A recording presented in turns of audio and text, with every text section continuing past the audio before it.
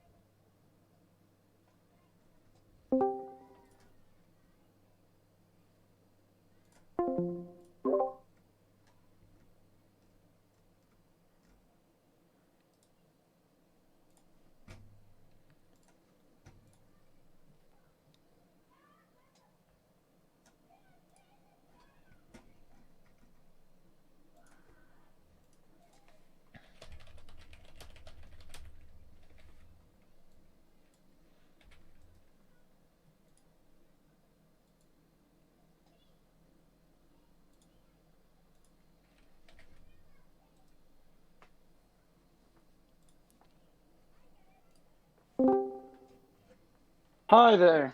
Aloha. Naka Zulu. Let's finally see here. Well, I'll give all of your friends access.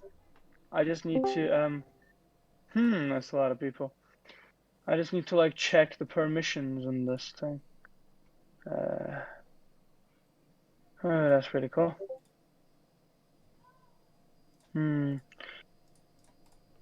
That's cool. Hold on. No, I'll try something. Hold on. You'll be able to reconnect on something. Alright. Okay, it didn't kick you out. Didn't kick you out. Cool. I'm trying to check something, which is essentially, like, what I'm trying to do is that I'm trying to make sure that your guys will not harass mine.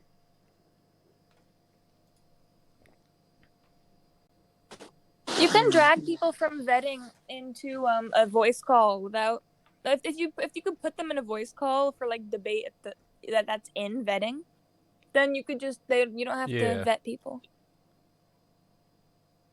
So like make a temporary Oh, VC that is pretty up in smart. vetting. That is very smart. Move debate That is to very smart, vet, yeah. like move the like a thing to vetting saying debate waiting room or something. That's what you should call it. Okay, move there. Oh, we're moving up there.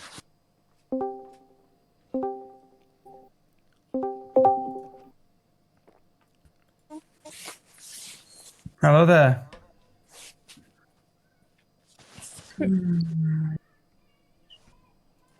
I'll mute when the thing actually starts, but for now I'm gonna leave open mic just so I can chill.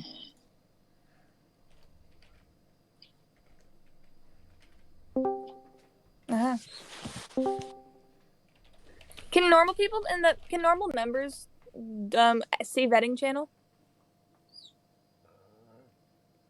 You should be able to. I gave you one of you. I don't know if you. Hold on, I'm checking something. I want to make this a separate. I'm gonna move this somewhere else probably because. Let's see it. Hold on. Guest of cats are right. Create and white. Send messages.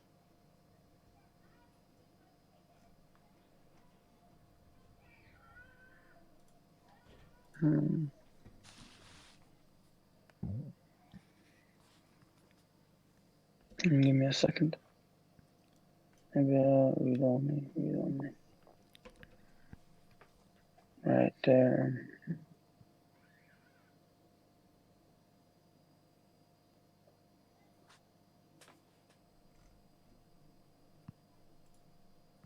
Okay, this is better probably. Now I'm going to have like a lot of people. Hello, Betty. There's something sorry to get. We're just figuring out channel stuff. Edit channel. Yeah. Permissions. Everyone can view channel. Can they? Oh, it's not synced with vetting at all. Did Isabella do that? Who did it? What? I didn't drag anything. Hold on. Let me just. Somebody did something really cool. Permissions. Member. Oh yeah, okay. Member is able to see now. Okay. Now everybody can see the debate, essentially. Source settings, roles. I'm still really confused about how Discord is supposed to work, so that's pretty fucking cool. Yes. Cool. Now I'll ping the server saying that I want people to come in and watch the debate. And then we can start in approximately 5 minutes. No, not everyone, just the vibe ping. People who signed up for this shit, you know? Vibe ping. Gotcha. Vibe ping. Let's go. Happening right now in vetting debate. VC. So Donau, what are your expectations for this debate? Hold on. May find the debate. Do we have a moderator or are we just chilling? I I don't know, we can just we'll chill. not decide a winner. We'll just have a discussion, you know. So we don't really need one, I'd assume. Yeah, it's not like So it's not far we formal. haven't needed one.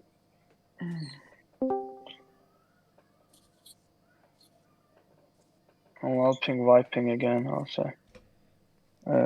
Debate happening right now. I'm letting debate chat. Wanna watch right test versus Randall's here. debate Randall. right now. Letting channel. Can we make a temporary like no mic chat so we like us muted people can discuss while you're talking in the type in chat? Sure, make it. Okay.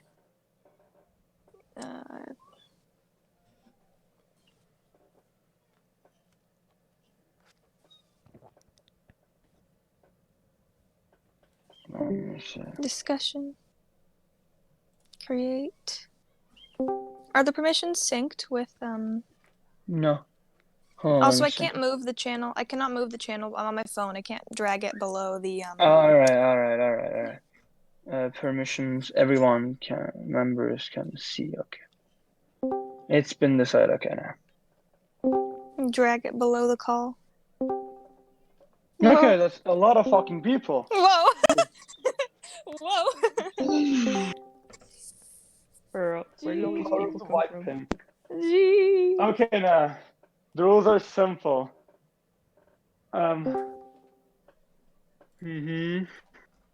Rules are simple. So I want everyone to say in discussion. I want everybody to say if. Okay, let's do that.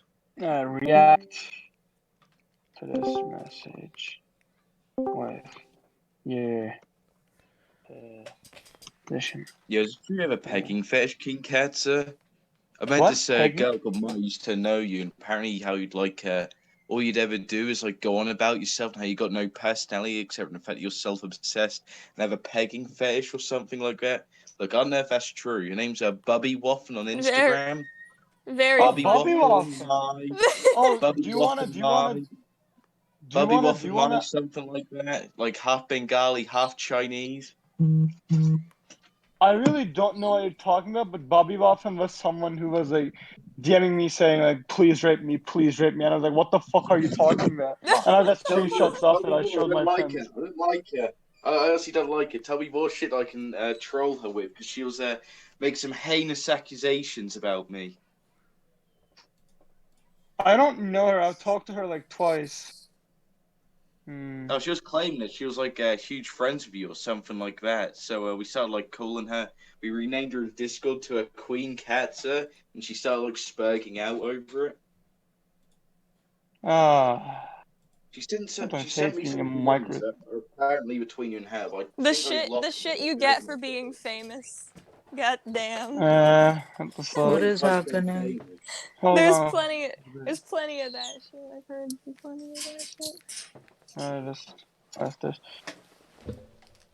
Okay, I want the reactions here because like I want to make sure who's aligned with what. React to that message in discussion chat so I can see how many people are like from what position. It doesn't let me add chat. reactions, so it probably doesn't let most people.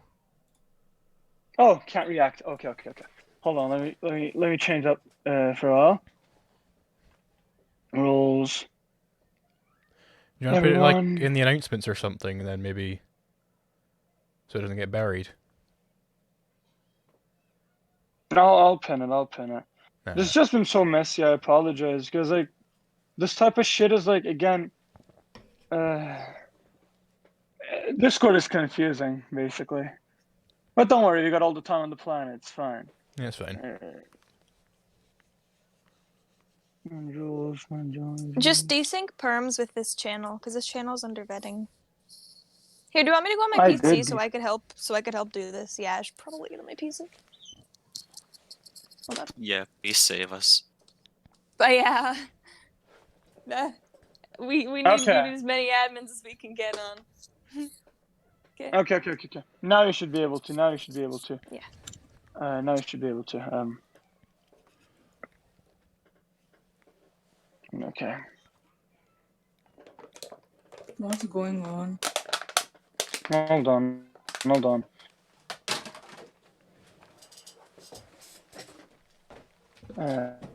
Discord sometimes I don't perms.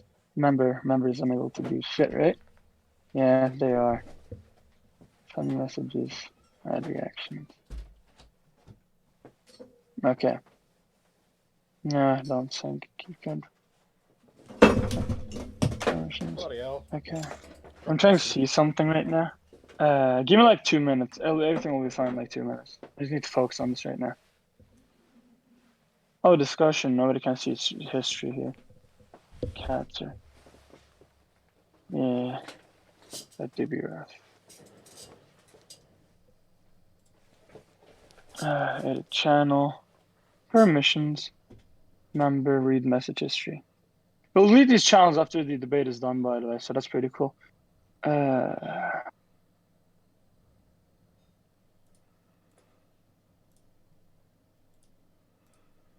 Also, for some reason, I'm not able to reply to messages in discussion. Like, if I right-click on it, has no reply option. Let me mess with the permissions. Okay, cool. I think now everyone can talk. Okay, that's cool.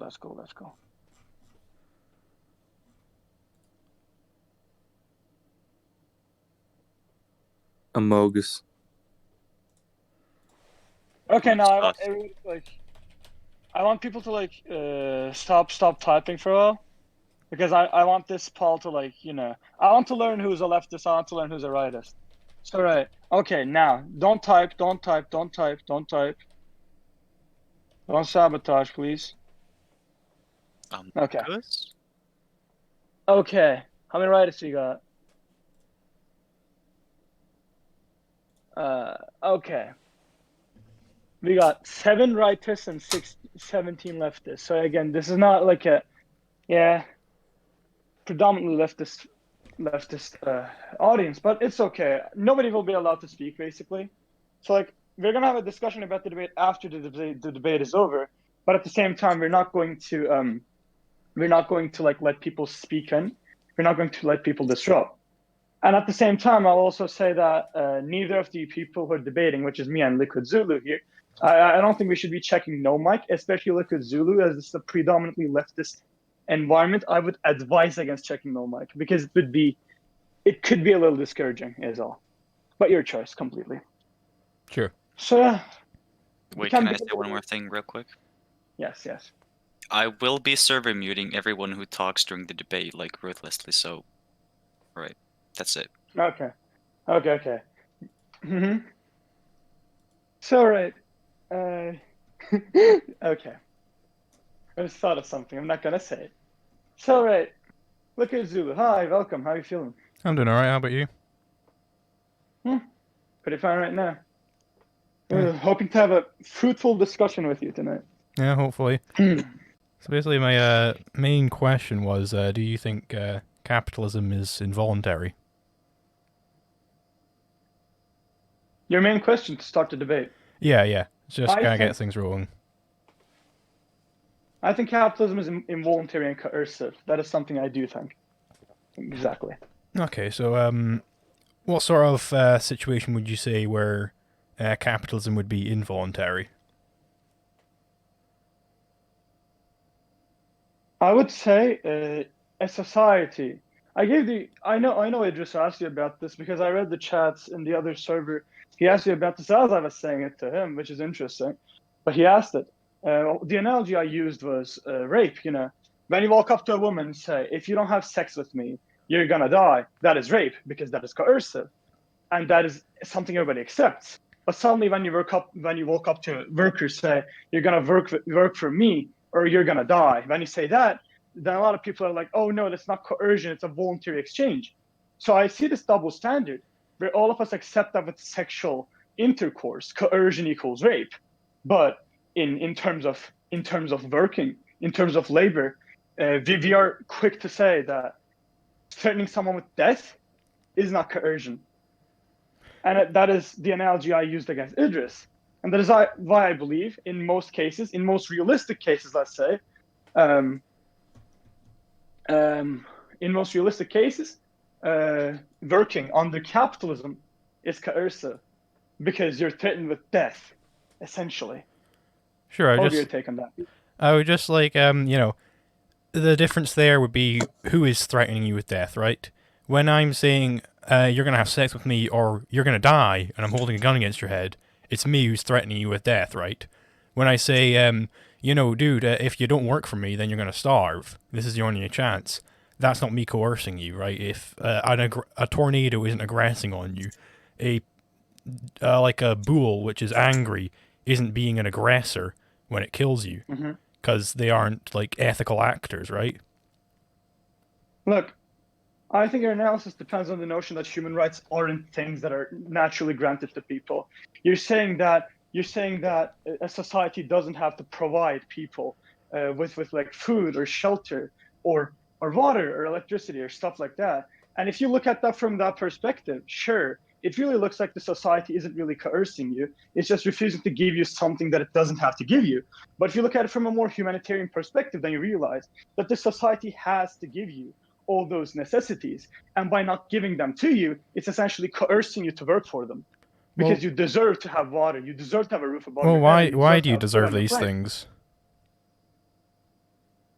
Why do you deserve those things? I would say from a utilitarian morality perspective, if you don't have human rights, I think society is inherently unhappy. Well, there's nothing preventing the state or the corporations or any authoritarian entity from crushing the people if you don't have an established concept of human rights. So is this sort of like going along the lines of the Vosh coconut analogy where, like, you know, if I having to work for you or I die, then you are exploiting me, right? No, I don't think work being coercive is necessarily exploitation. I believe work being theft and work being coercive combine to become exploitation. Because I would also go as far as to say that most work, especially in the USSR and China and models like that, work wasn't exactly voluntary now, was it? It literally said in the article, I believe 180 something of the Constitution, that unless you have a reasonable excuse, you're obligated by law to work or you're going to the gulag. Obviously, I wouldn't be quick to jump and say that is exploitation. I would simply say work is necessary in most societies. And I think it becomes exploitation only when it's like not a good thing, only when it's alienating, only when it is used as a medium to steal from you. And that is the only scenario, I think, in which work becomes exploitative. So you don't think that it's exploitative to have like this wage labor type of deal where you will die or you work? I think it's exploitative. Why? Wage labor is inherently exploitative. Wait. It steals from you. Okay, so it is exploitative. Having to work itself is not exploitative. Having to work in an environment that steals from you is exploitative. Okay. So like if the coconut analogy is you know, A and B are on an island, A one night takes all the coconuts, and then B wakes up and finds there's no coconuts, and A says, you're gonna have to work for me if you want coconuts. Would you say that would be exploitation? I think that'd be coercion, sure.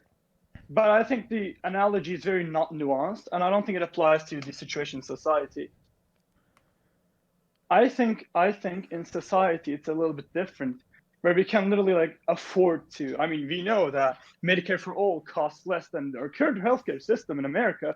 Why am I using the we pronoun? I'm not even American, but whatever.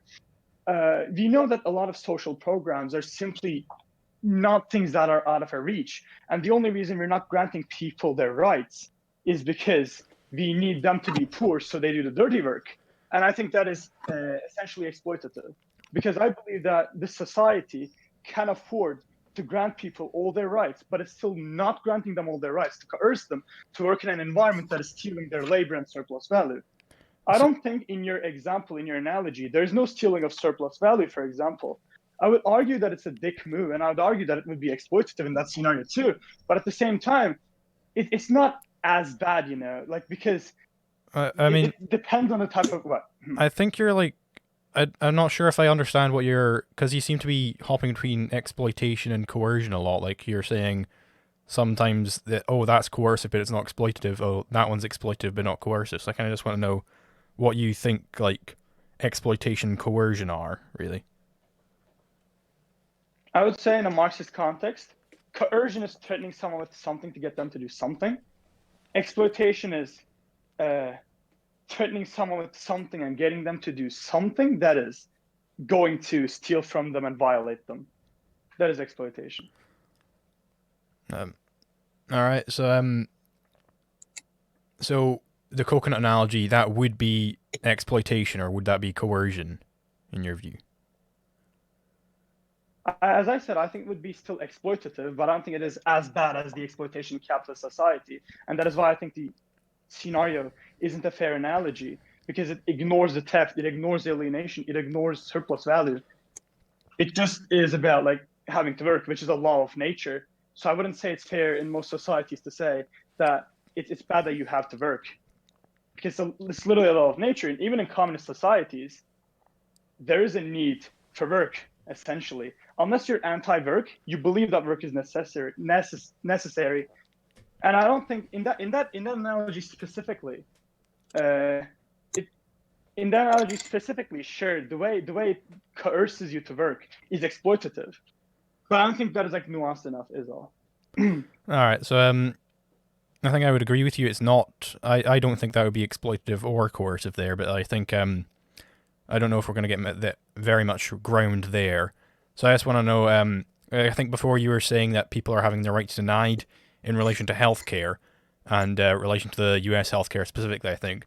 So I want to know, like, do you think healthcare is a right then? I think everyone has a right in society. What? What's up? Who's unmuted? Okay, it's fine. I think that people have rights to healthcare, to welfare, to housing. I think people have those rights. Absolutely. Well, do you also have a right to not work for somebody if you don't want to? Like, can I be forced to work? That would be slavery. So, would you be against slavery then? I'd absolutely be against slavery. I think if you don't want to work, I think you shouldn't have to work. Okay, Why? so, like, do you think you can be denied a right? I think being denied the right, unless there's a very solid justification for so, is immoral. But, like, surely if something's a right, then it cannot be denied, right? Or else it wouldn't be a right, it would just be something you want.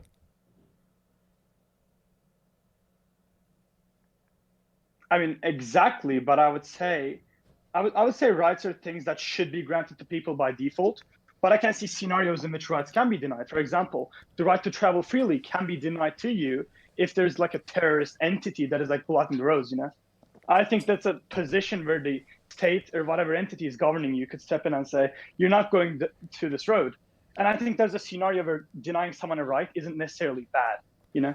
Well, I mean, I think But this that is is not the scenario right here. I think this is a bit of a wishy-washy understanding of rights, because surely if something is a right, you could not deny it. Like, I think everybody has a right to property. You could never deny the right to property, but say if somebody, like, say, stole $10, then you could take that back from them, right? That's not denying them a right. That is simply affirming rights.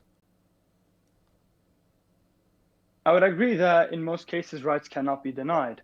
Absolutely.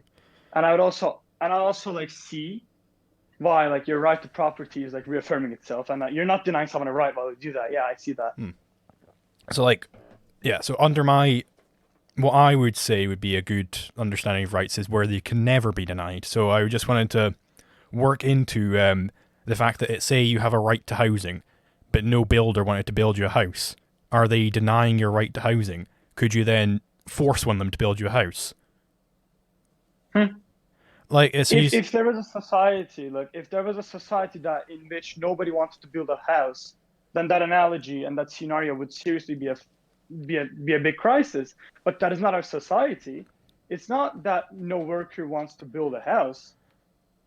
Yeah, but it's like conceivable that that could happen, right? Like, it is conceivable that there's only one doctor on the island with you, and he doesn't want to give you healthcare because you're an asshole or something. That is not how our society functions, but assuming that in that scenario, if our society functioned like differently, I would say, in that society, I don't think it would be like plausible to say that you have a right to healthcare, because that society simply isn't ready to provide that to you. But I don't think rights are dependent on the society you're in. I think rights are inherent. Or else they wouldn't be rights. They would just be whatever the society wants you to have. Right? You can have like some sort of a system where people get healthcare, but that's not a right to healthcare. That's just the society decided that people should have healthcare, right? I think, from a utilitarian morality perspective, as look, from a like utilitarian morality perspective, I would say that in a society that isn't ready to, like, for example, if a society isn't ready to provide you something, then I think it would be quite unfair to like go on a rant about how it's your right and how they should provide it to you, especially in the scenario you provided, where like the doctor has a right to not work, and you have a right to, healthcare. In that scenario, I would say that society simply isn't ready to provide that right to you. And as I said, the human rights that was created to help people feel happy. So in a society that isn't ready to use those rights to help people be happy, I don't see any reason why like you should be preaching that. But I think we just have a very different understanding of what rights are. I don't think rights were created by anybody for any sort of end. I think laws. Okay, let's go by your definition. Sure, Yes, okay. I think rights are inherent, right? You cannot deny a right. This is my problem with positive rights. I think there are only negative rights. I think those are the only rights that make sense. I think to call a law a right, it kind of dilutes the definition of what rights are. Because you're saying that from what you're saying, it sounds like there is a law that healthcare must be provided. I don't think that's a right. And there might be a law, there might be a rule in the society that people decided that everybody gets free healthcare, right? So that's great. But I don't think that's a right. I don't think you suddenly have a right to healthcare. I think that's just a decision that everybody's made in that society that healthcare should be provided. But I don't think it suddenly changes what rights are. You understand what I'm saying? And that's a little bit of semantics, but let's go by your definition. I don't want to like argue semantics right now, so let's go by your definition of rights. Sure. So, under that definition of rights, I don't think things like healthcare or housing can really be said to be a right. I think the only rights are negative rights, which are property rights. I think those are the only rights people have.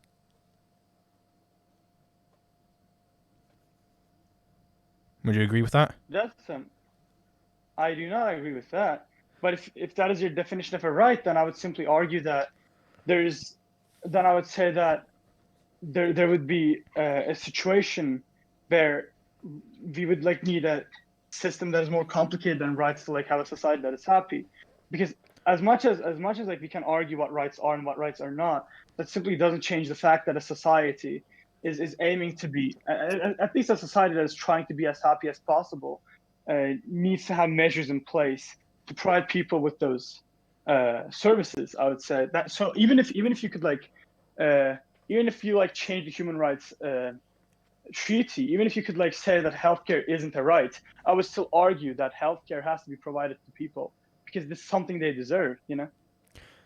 Okay. So I don't think we're going to get very far there either, because I think we're just going to get into boring appeals to history. Like I'll say, I think libertarian societies make people far happier, and you'll say the absolute opposite of that. And then we're going to insert into a citation war, which I think will be quite boring. So I think we could move on to a different topic. Do you want to like talk about democracy? Do you think democracy is a good thing? I think I want to have the opening statement because. Sure. Sure. Fair. Okay. I would say the reason we oppose capitalism from a Marxist understanding is because capitalism and the existence of private property is inherently exploitative. At least in a society where work is coercive, and I know you don't agree with that, but in a society where even a society where work isn't coercive, I don't think it's moral to have workplaces that essentially deny people all the profit that they produce, all the revenue that they generate, in a sense. Like like the average cashier, like if they pocket like $2,000, no, if they like get $2,000 of revenue generated in one day, and if like 1,950 of those dollars goes to the company, and only 50 of those bucks goes to the cashier, then I would have a moral problem with that, because that cashier worked for all of this. Why are they the ones who are essentially, Yeah. being paid less? So this is like basically the surplus labor argument, and I think Exactly. are you aware of the Austrian sort of observation that in every single trade, every single voluntary trade that is, there is necessary ex ante mutual profit. And to kind of break that down, it basically A and B have a voluntary trade, and from that trade you absolutely know a priori, without any shadow of a doubt. Well, I'm gonna drink that, water. I'm muted for a while. You keep okay, talking. I'm listening. Yeah. Okay? So basically, in that voluntary trade, you know, without any sort of doubt, you don't have to go and ask anybody anything, but you know that both A and B profited from that trade in some sense. Because this is the idea of that, money isn't the only profit one can make. If I am running a hot dog stand and I sell a hot dog to somebody for $5, I valued the $5 that they gave me more than the hot dog, and they valued the hot dog more than the $5. We know this because the trade happened. There could be all sorts of reasons why we value those things, but we just know for some reason I value the $5 more than the hot dog, he values the hot dog more than the $5. So we both profited from that trade. And this exists in every single voluntary trade. So the cashier valued her labor less than the money she was paid for it. So she profits, the business also profits. Everybody profits from, in the ex ante sense, in every single voluntary trade. I wouldn't say so, especially because I would argue very strongly that having to work for someone is not a voluntary trade. I think it's something that you have to do to survive, and I think it's unfair that you get sold a lot of it. Something you have to do to survive. I think you should get at least enough out of it to like have a comfortable life, and I think you should reasonably get all of it, all of the profit. So you can think all these things, right? You can want people to have what you would deem a fair trade, but clearly the fact that they made this trade, they think that it was fair. So I think this only like really gets down to the crux of, you think it's not necessarily voluntary. So what do you think is involuntary about selling your labor? I think in a society where you have to work to survive, basically, to afford anything, to afford healthcare, roof over your head, food even, I think in such a society, nobody chooses to work voluntarily, and especially in a society where work is alienating, where it's depressive, and it's not exactly rewarding. I think in such a society, nobody willingly chooses to work. And such a society, like, working is not a voluntary trade. The worker didn't value the $50 they get more than the 10 hours of work they've put into it. The worker simply had to get that $50 to survive. They would rather get more. It's not a voluntary trade. It's not that they value it more. They value it less, obviously, but they need it. They absolutely need it. So it's not exactly voluntary, it's coerced. Okay, brings us to step one. I would say, like, I think you did say earlier that even like communist countries, right? They are also, you need to work or you'll die. I think I do communist country. I do believe you already said, or society, whatever. I think we already agreed that every single society, you need to work in some way or you'll die, right? And I think if you're in the case where you are selling your labor for $50 and or else you'll die, I think you do value that trade, because you would die. You value dying a lot less than you value that trade. So you do value that trade. That's exactly like saying the woman I threatened with death valued her life more than having sex with me. Sure, but that's not voluntary. It's like justifying a bit. Again, this one isn't voluntary either. It was voluntary. Yeah, but you're not being threatened with death. It's just your biological reality that you will die if you don't have food, right? But a society, you're entitled to those things by society. At Why least are you entitled? provided. Because that is the only model that we can go with that will actually make people happy. In your model, 11% of people suffering from poverty, and like a lot of people who are mentally ill, and a lot of people who are disabled, and a lot of people who are proletarian, which is most people, do not get the best out of their lives. To say that you could do whatever justification you want for the notion that human rights are not inherent to human beings. I think in the end, even if you could change the human rights treaty, I don't think that would reasonably prove that people shouldn't be given all these things that would make them happy. You know, I mean, it's not violating anyone else. It is not violating anyone else. I think this all goes down to a sort of assumed thing that you assume that people are owed a happy society, right? And I don't see why people are owed to be happy in any sense.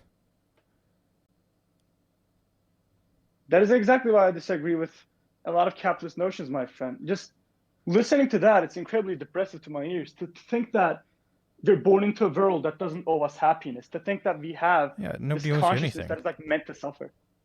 I mean, okay, right. It's just, So let's because how are you going to produce a happy society with that mindset is what I'm asking you. Okay, well, I mean, I don't think we want to go down this road because it'll just be me saying "but why" to everything you say. I think that'll be quite boring as well. So, like, I mean, would you be fine with sort of like what some people call panarchy, where, you know, I can go off and start my little community where I and all my friends are capitalists and we engage capitalistly, and I'll let you go off and start your little community where you are Marxists. You know, you map all like production from each according to his needs to each according to their ability, right?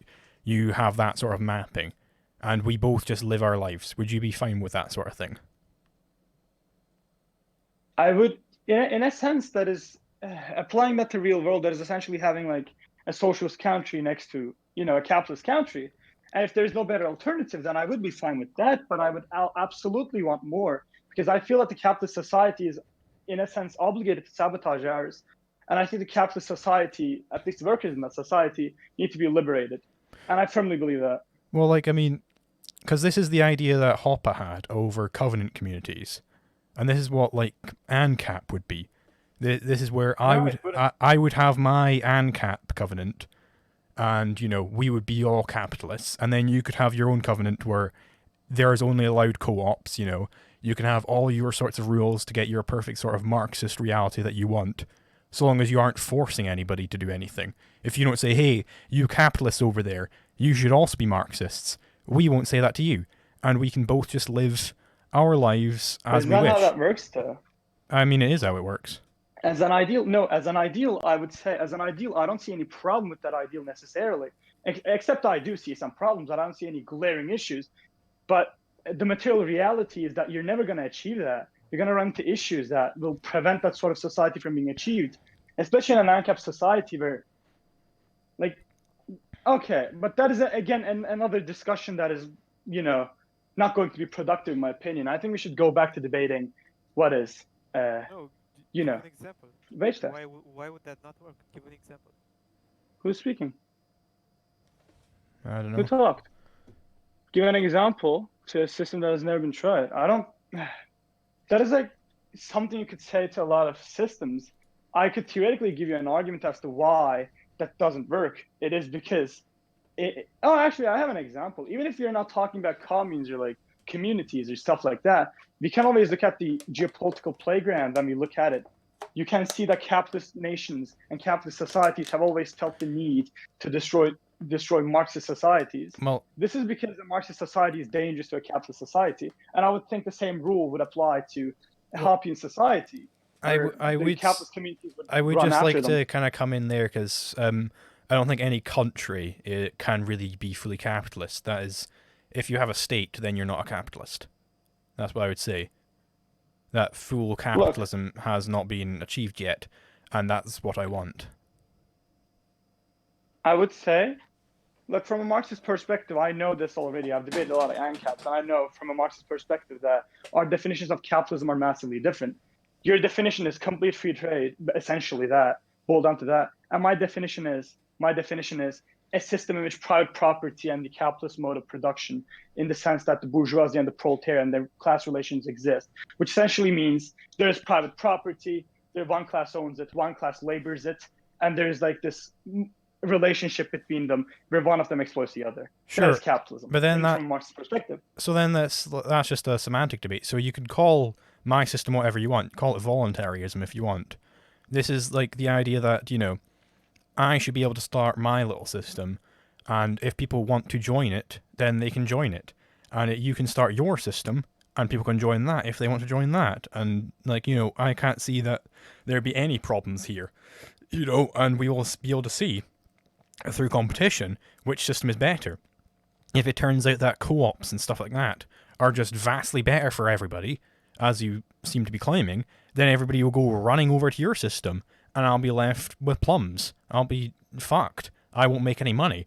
And you and everybody else in your society will be getting rich. And I think, like... I think this idea... Well, yeah, because everybody's rich in communism, right? I think this idea that capitalism, that anarcho-capitalism is unachievable, is the complete inverse of reality. I think anarcho-capitalism is inevitable, in fact.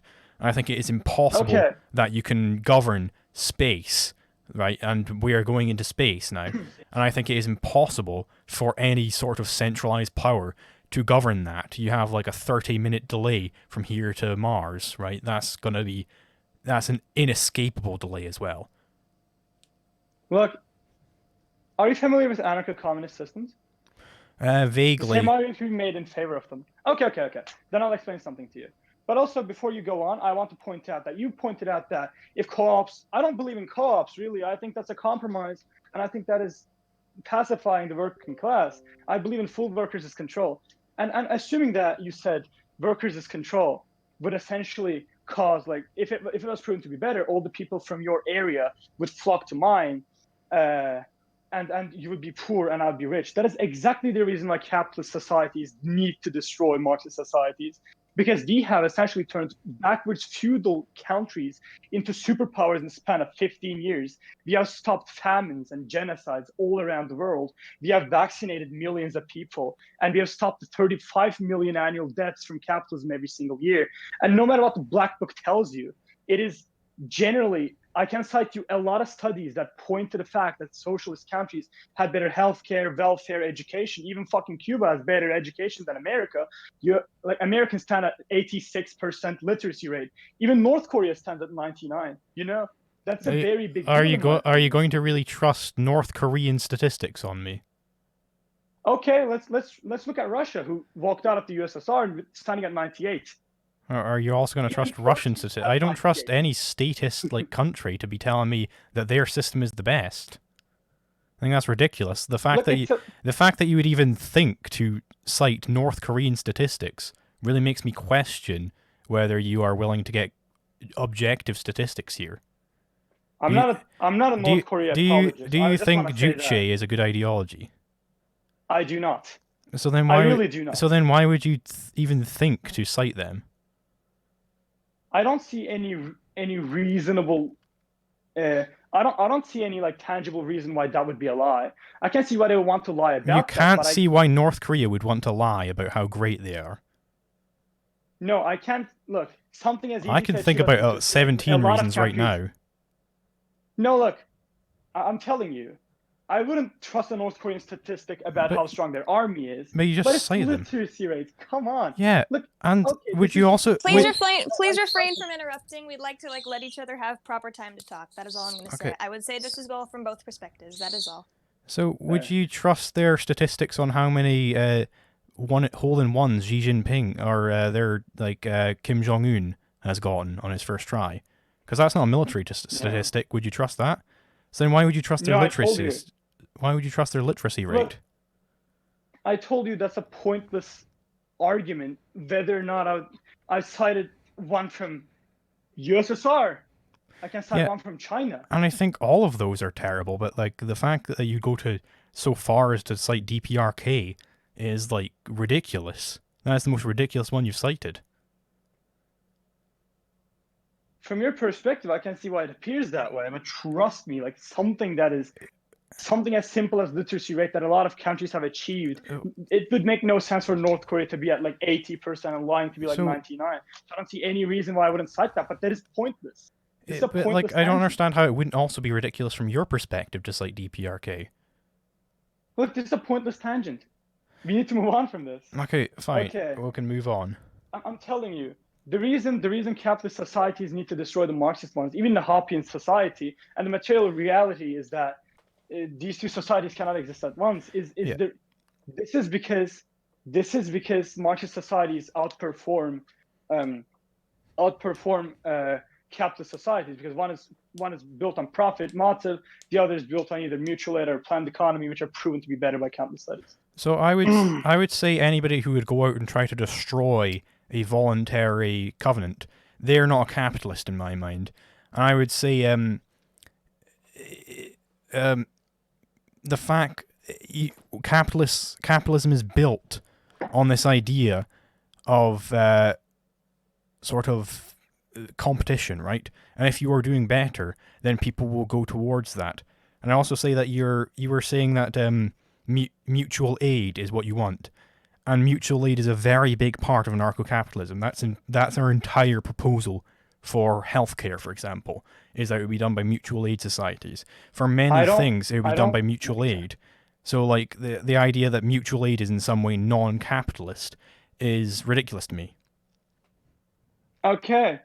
I would say the same thing from my perspective, the idea that mutual aid can coexist with capitalism. But okay, let's not go into that. That's a long talk. I want to talk to you about the main appeal of anarcho-capitalism. How you said that it was necessary for governing space. I feel like that's not an argument to be made in favor of ANCAP specifically. I think that's an argument to be made against statism itself.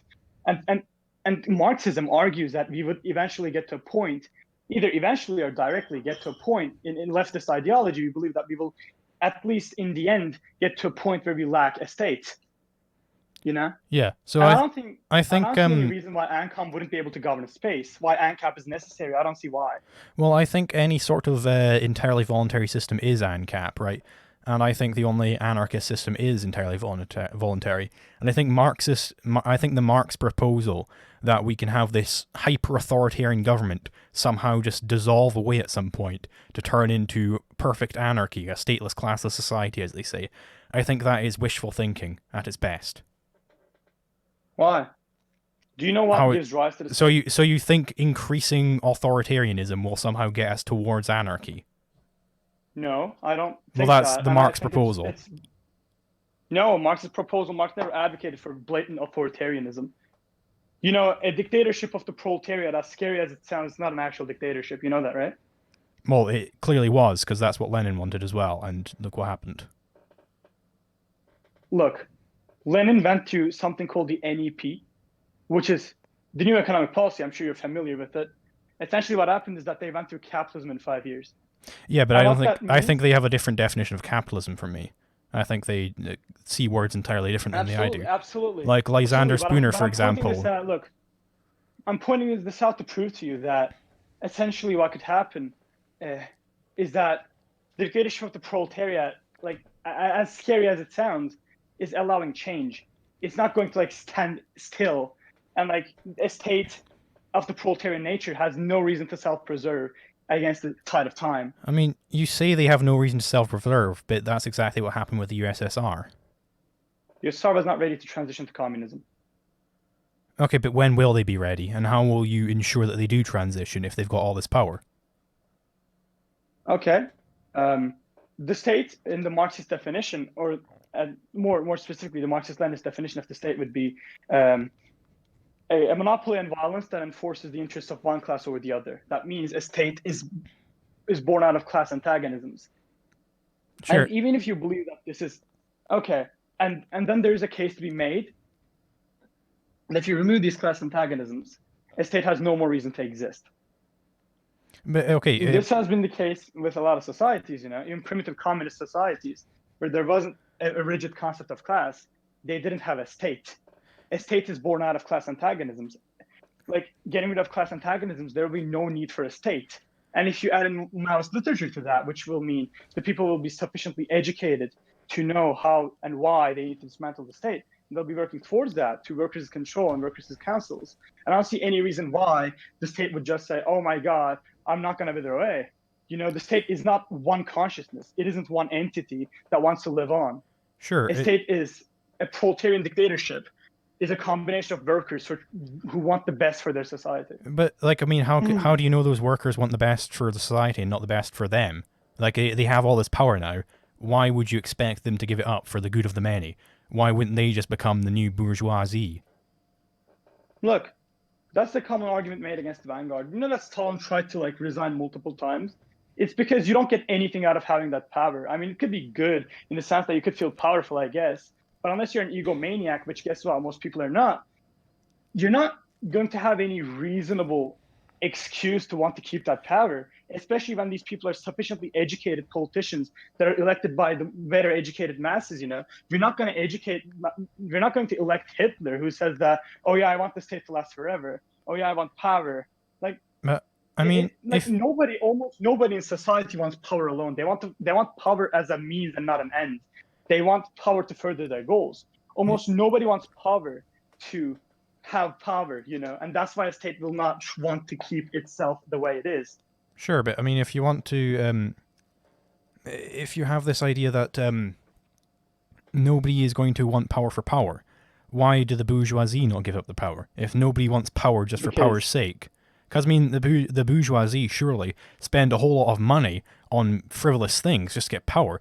Power is what people at the very, very top want. And money is power, so they want a lot of money. I'm sorry, but I really disagree with the notion that the bourgeoisie want power for the sake of power. I wouldn't call it But power, you said that they didn't before. You said that nobody wants power just for power. Nobody wants power just for power. The bourgeoisie wants power to have money, to live comfortable lives, you know? What was the point because they have goals to further with money and power. What was the point of having... You saying they want power to get money, but surely what's the point of having money if it isn't power? Money, like, the whole point of having money is having leverage, is having capital. That is power. Well, that's the thing. It's not exclusively power. It is essentially... You can buy commodities with it. You know, I wouldn't say having a pool is power. I wouldn't say having a yacht is power. I wouldn't say having a villa is power, you know. These are just things you can enjoy.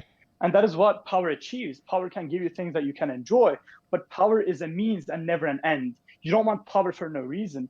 It's just like a cartoonish idea that there are these people who want power for the sake of having it. And I don't agree with it at all. I mean, I think this completely ignores the idea of the lobster hierarchy that Jordan P. Peterson is very fond of. People understand exactly where they are in the dominance hierarchy, and they want to be higher. The higher you are, the happier you are. That is true for everything going back to lobsters. That is how primitive this is. It's not because they have power for the sake of having power. It's because power brings with it a lot of things. And in the example of the dictatorship of the proletariat, the power doesn't bring anything with it. A society that has abolished class and a society that is going on its way to abolish the state and money is not going to be able to give you anything just because you have the power, you know. You're just going to have authority, and nothing will come with that authority. The reason we want to like score higher on hierarchies is because hierarchies bring with them a lot of things, a lot of good things that we can enjoy. But at the very same time, you should also consider that this is not having power for the sake of having power. That is a cartoonish idea, in my opinion. I mean, that kind of ignores the fact that we very much do release different amounts of serotonin based on where we think we are in the dominance hierarchy. But also the idea that you're saying that they won't have a reason to keep on to that power once we eliminate class, but what motivation do they have to eliminate class when they're at the very, very top? Why would they care if they have all of the power in the world? What motivation do they have to eliminate class? If you give a small group of the proletariat the power to all of the power in the entire country, why would they ever care about reducing that power? Do you think they're just altruistic? Because in Leninist and Maoist, especially in Maoist literature, there are a lot of texts about how the people are supposed to govern the state and make sure what you're saying doesn't happen. The workers' councils and the Soviet system that was practiced is essentially built to give as much power to the workers as possible, to give them as much of a say as it can. And essentially what that means is that if the people just say, first I'm gonna address your first argument for saying that. The reason I'm telling you again, the reason like we like have different levels of serotonin based on where we score in a hierarchy is because hierarchies almost always bring with them a lot of other joys. But in the case of a dictatorship of the proletariat, it literally doesn't bring with it anything. If it did, then the people would hold the leaders accountable for it. At the worst, we would have another revolution. But in the end, the people would hold them accountable. And knowing this, the leaders, even someone as authoritarian as Stalin, tried to resign. Nobody in their right mind would want to like abuse that power. And I will give the NEP example again, what Lenin did. Lenin didn't stay in capitalism. If he stayed in capitalism, he would have been rich, you know? If he didn't move on from the capitalist mode of production, he would be rich. He moved on to the DOTP. He didn't cling on to an old dying system, even though it would be probably better for his self-interest. And that's how a DOTP behaves. It doesn't care what the people at the top want, you know? Okay, like, I mean, do you think lobsters practice capitalism? Do you think they have capital, which they get gains from the dominance? The thing they gain from dominance is they get more sexual partners, and that's the thing with all dominance. That's with all dominance. When you are at the very top, women want you more. That is true for every single dominance hierarchy. It's not just for lobsters. And you can't change that by having a stateless classless society. You will always have things that people desire. When you have any sort of valued good, you're going to have, you're going to have a hierarchy in people chasing that good, because some people are just going to be better than others. So you have this hierarchy inherent to nature, and the higher you are in that hierarchy, the more reproductively successful you will be. That is why being higher in the hierarchy is good. Look, as I'm saying, I don't think having women or like, you know, having that sort of thing will motivate anybody enough to like preserve what is essentially, I mean, you know, it could be their death. Preserving the state could be these people's death. I know I'm not strawmanning you. I'm not willing to argue that you're saying that, oh yeah, the state will preserve itself just to get women. I don't think you're making that point. Don't worry about it. I'm just saying that there's not enough a drive for these people to take the risk of trying to preserve a state in a society that has been properly educated to want to get rid of it. But okay, like, what would be their motivation to educate people? Let's say the revolution has just happened and a subset of the proletariat are now the government. What possible motivation do you see, aside from altruism, for them to educate everybody and achieve this class of society? Why would they bother working towards that? Why wouldn't they just keep the power? Because they know that, look, the ones in the beginning already know that they're not keeping power. They're going to be replaced, right? Like, they're not going to see the state wither away. So I don't see any reason why they would say, oh yeah, we should help the people who are in charge of the state in the future by not educating these people to get rid of the state, you know? Like, those people have no reason to like not go forward with these ideas that they're passionate about. These proletarians are, you know, they are revolutionaries. They're passionate about this. I don't see any reason why they would say, okay, the people in the future who run the state should have more power. Therefore, I'm going to not educate the people. You know, this hasn't been the case in the USSR or China. I mean, I see it has been the case in a lot of places where the education programs weren't sufficient due to economic shortcomings. One of those places, Burkina Faso, and one of those places, Cuba, unfortunately. But even then, there's always an effort to pump up education. There's always an effort to help the people. This isn't done out of like mindless, cartoonish altruism. These people are passionate revolutionaries. And a revolution is essentially just empathy, you know? I mean, I think you absolutely do have a reason to want the future government to keep the power as well, because the future government will be your children. You can instate a dynasty. You can have your kids become the government, and you obviously have a natural evolutionary imperative to have your children succeed as well. And success is how high you are in the dominance hierarchy. That hasn't been the case with literally any socialist revolution. I think it's been the case with everyone. Nobody ever tried to set up a dynasty. What? I think it's been the case with every single revolution. I mean, if we look at the DPR, I mean, let's go back to the DPRK. They have a dynasty. The DPRK is not a socialist revolution. Then why did you cite them earlier? Because there's still a society that is trying to have leftist ideology practicing. So if You they know, were if they weren't a it is socialist fair to revolution, say that leftist ideas. Look, it is fair to say leftist ideas have helped the DPRK, but it's not fair to call it a socialist country. It's not fair I mean, to yeah, say. but if they were always, were they always a socialist like society? If they didn't have a socialist revolution, surely at some point they moved from what they were to what they are now. Was that not a revolution? I wouldn't say that the revolution of the DPRK is a revolution that I admire or I defend. Yeah. I would say very strongly that this hasn't been the case in Burkina Faso, it hasn't been the case in Cuba, not USSR, not China, like not Vietnam, not even like view places like Angola, like no place that is like not even Iraq, which was an undefendable dictatorship that was literally evil. Even those places, there hasn't been essentially a status where people wanted to like preserve power for their children. I think that's cartoonish. But as much as I want to keep arguing this, I want to say this is not an argument about capitalism versus socialism anymore. This is a tanky versus anarchy debate, and I'm not willing to have that today. So I think we should return to the main topic. Okay, right. I'm gonna go to the bathroom real quick to take a piss. So like we can get back to that when Okay. we get back. But I think Okay. so yeah, I won't say much more. See you in a bit. All right. In a bit.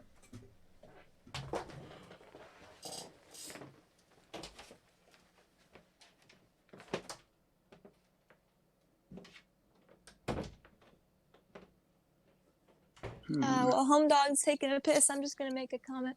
Yeah, I think that arguing for DOTP in this sake is probably like he's kind of trying. It seems like he's trying to push the argument towards like anti-USSR, state ideology at this point. But like it kind of, as someone who's watching, I think it kind of convolutes from the actual nature and the questions of the debate. Like it's kind of jumping all over the place to argue and statism or anti-statism right now. That's just my. I agree that's that my this 2 is cents. messy. I agree that it's messy. It's gotten messy because we've come out like we disagree on so many things that we're not willing. I think what both parties have done wrong is that we've been a little too keen on avoiding long conversations. He has said like 3 times. I think I said like 2 times. Where we were like, "Oh yeah, I'm not willing to have that conversation right now." Like we said that multiple times. We said it about human rights. We said it about like ANCAP versus ANCOM. We said it about like capitalist societies versus communist societies. Like, it's I like think you need to. I think the current goal should be keep it on track. Exactly, because we have. Keep I it think on track. I think what should My happen is that suggestion. both parties should stop trying to avoid conversation, and then we should like pick a discussion and then have it, and then be done with it.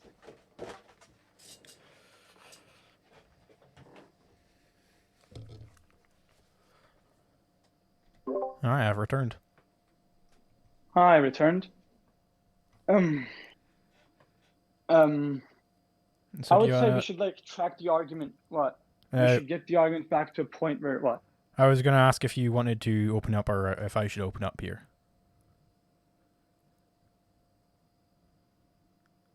What? I was gonna ask if you wanted to open up, or if I should open up here, because we're going back onto You should capitalism open versus up. socialism. Again. Yeah.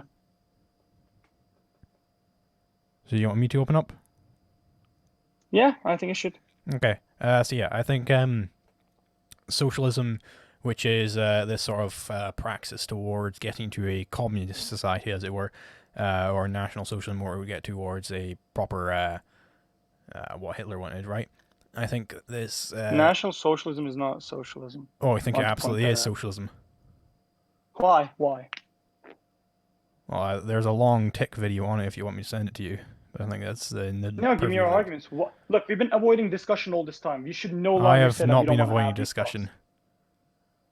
We haven't. Both of us. We have come to a lot of places where we both said, "Okay, we shouldn't have this talk today. It'll be long. Let's not do that anymore." Tell me why Nazi Germany was socialist. Sure, they were socialist in that they had they had like this social control of the economy. That's socialist. That's not capitalist. You're talking about economic tripartism, which has the bourgeoisie, which has private property, which has. I don't think Nazi Germany had private property. It did. It didn't. There have been countless companies, like even the Luftwaffe was composed of multiple companies. That's what economic tripartism does. Are you familiar with the term tripartism? No, but are you familiar with the Junkers factory, which was taken by the state because it wasn't serving Nazi goals? I agree that That's not private that is property. Look. But this is explained through tripartism. Tripartism limits private property but doesn't get rid of it. Well, no, What tripartism does that, that's like saying I'm limiting free speech, I'm not getting rid of it. By limiting it, you get rid of it. No. No, that's what it is. No, you do not. Look, private property, you do not get rid of private property by limiting it. Unless You you're like... absolutely do. Again, people still have private property all around you. That is not fair to call socialism now, is it? Even if you don't want to call capitalism with your lingo, you still cannot call socialism, in my opinion. I would say, not in my opinion, absolutely you can't call it socialism. It has private property, even if it doesn't have it all over the place. Tripartism, that's what tripartism means. Tripartism means when running a workplace, the worker has a say, the state has a say, and then the bourgeoisie has a say. So that means all three parties are given a say over what the corporate entity does. But there's also private property. There's things that the bourgeoisie makes profit of. And this is not complete socialism. This is actually explained. It's not even partial socialism. It's something completely different. This is explained to it's not complete workers' control. And even if it was, it's not workers' ownership. I understand. It's really unfair. I understand because it's not Marxist socialism, it's National Socialism, it's different, right? And Hitler only wanted things which were towards the end of his living space, right? He wanted a living space, Lebensraum. He wanted this Aryan autarky, basically, so that he wouldn't experience class warfare. He subscribed to Marx's class view of history, but he also had his own race view. It is race socialism, basically. He would only allow any sort of speech or use of property which was toward the end of National Socialism. He would only allow that. And I think that is very socialistic. That is nowhere near what I would call capitalist.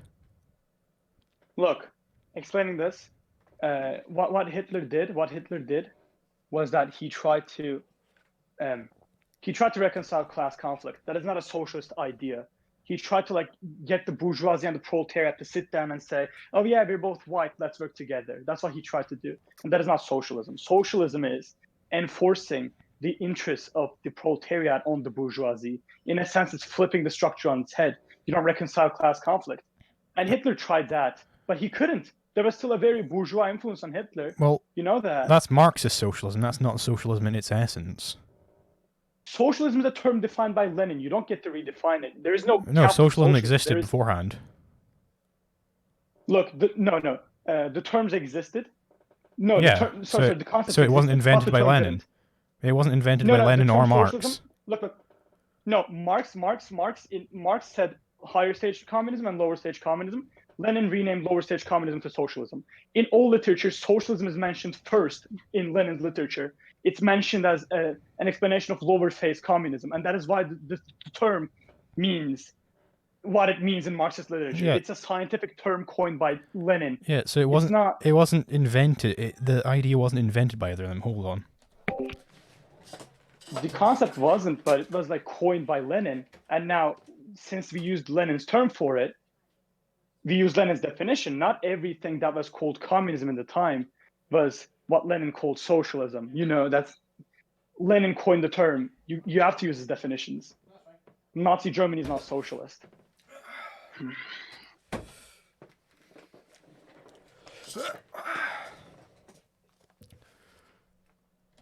I've got to go. It's been nice chatting with you. I can give you that tick video if you want more on this topic. Yeah, I'll see you there. What did you say? I've got to go. I'm going. Oh, fair. Right, see ya.